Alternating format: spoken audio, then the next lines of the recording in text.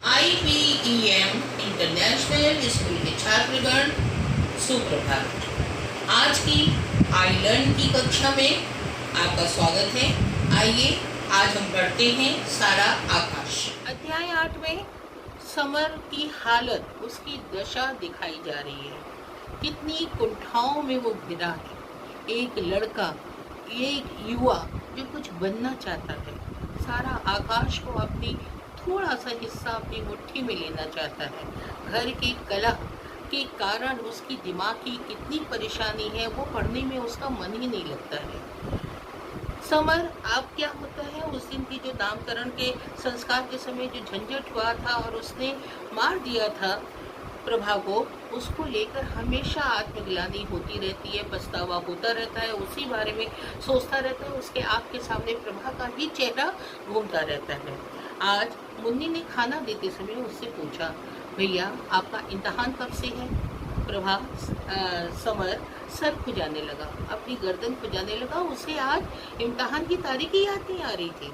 वो अपने बारे में सोचने लगता है कि मैं क्या पागल हो रहा हूँ, मुझे अब कुछ याद ही नहीं रहता, दिमाग में क्या चलता रहता है, घर में मन नहीं लगता है, हमेशा बाहर भटकते रहते हैं, बिना मतलब के व्यर्थ हम इधर उधर भटकते रहते हैं। आखिर समर इस तरह से दुनिया भर की चिंता करते हुए अपने कुंठाओं में उलझा हुआ हताशा के डगर पर एकदम चलता जा रहा है। उसे लग रहा है उसके अंदर एक ठोस पत्थर है जिस पर समय का पानी अपने आप से बहता जा रहा है, आगे बढ़ता जा रहा है, और वो सूनी आंखों से उसे देखता रहता है। प्रभा के चेहरे भी भाव शून्य सा रहता है। काम में वो से ही तत्पर रहती है, काम में लगी रहती है, सुबह से उठती है, खाना बनाती रहती है।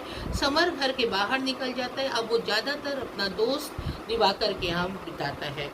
अब इम्तहान भी आने वाला है, करीब है। बाहर निकल के एक बार सोचता है कि मैं क्यों इसमें उलझा हूँ। इन सब झंझटों से दूर भागकर मुझे अब अपनी पढ़ाई पर ध्यान देना चाहिए। अतः वो दिवाकर से ही मिलता रहता है, कभी कभी उसके साथ बैठकर पढ़ता है, और रात को भी कमरा शांत होने के कारण वो उसी के यहाँ सो जाता है और सुबह अपने घर लौटता है। दिवाकर इस बीच अपने चचेरे भाई शिरीष भाई का भी उससे बातें करते हैं, वो उस पर श्रद्धा रखता है, उनसे बहुत प्रभावित है। तो दिवाकर कहता है कि मैं कभी अपने इस चचेरे भाई शिरीष भाई से भी तुम्हें मिलवाऊंगा।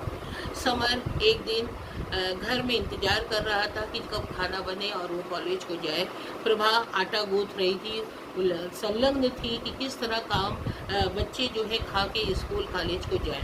इसमें मुन्नी आके कहती है कि भाभी कह रही है कि बच्ची दूध के लिए रो रही है, दूध हो गया? प्रभा ने कहा हाँ, उबालने रखा था, उधर से ले लो। प्रभा जाके देखती है दूध सारा फैला हुआ था। प्रभा घबरा जाती है, वो जाती है, आटा आँख में लगा है वैसे ही समझने लगती है। उधर अमर अम्मा से कहता रहता है कि बहुत भूख लग रही है, बहुत भूख लग रही है। किचन में देखने को, रसोई में देखने को आता है, लेकिन दूध फैला हुआ देख करके बहुत शोर कर देता है और अम्मा को जाकर बताता है।